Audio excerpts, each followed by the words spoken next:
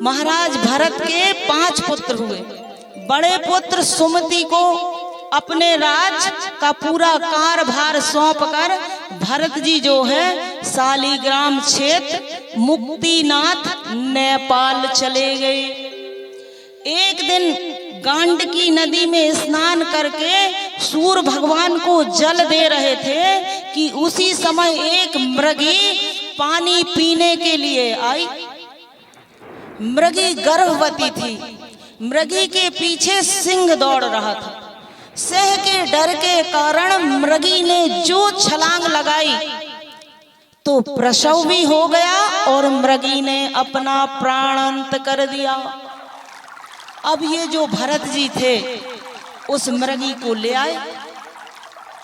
लेके आए तो भरत जी में उस मृगी के बच्चे में मृग में दोनों में अटूट प्रेम हो गया। एक दिन क्या हुआ कि मृगों का झुंड आया और मृग जो था, जो भरत जी जिसको लेके आए थे, उन्हीं मृगों के झुंड के साथ चला गया। अब भरत जी ने चारों तरफ देखा लेकिन वो तो झुंड में चला गया था, कहां से मिलता, नहीं मिला।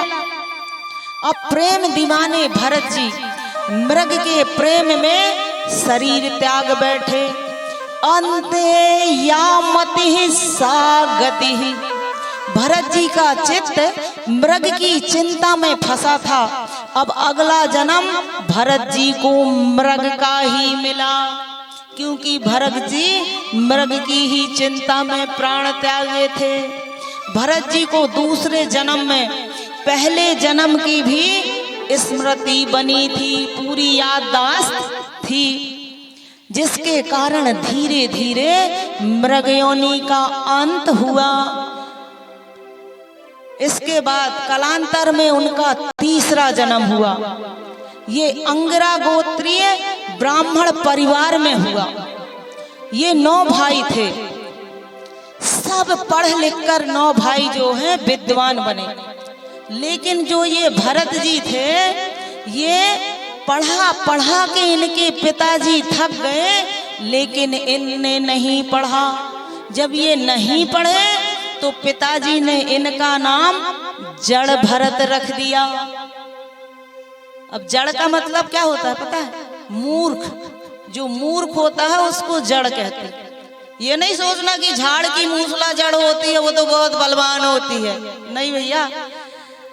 जड़ भरत रख दिया, यानी कि मूर्ख भरत। अब क्या हुआ, धीरे धीरे माता पिता दोनों पधार गए। जब माता पिता दोनों पधार गए तो 9 भाइयों ने भरत जी को उठाया और जो है खेत में ले जाके पटक दिया।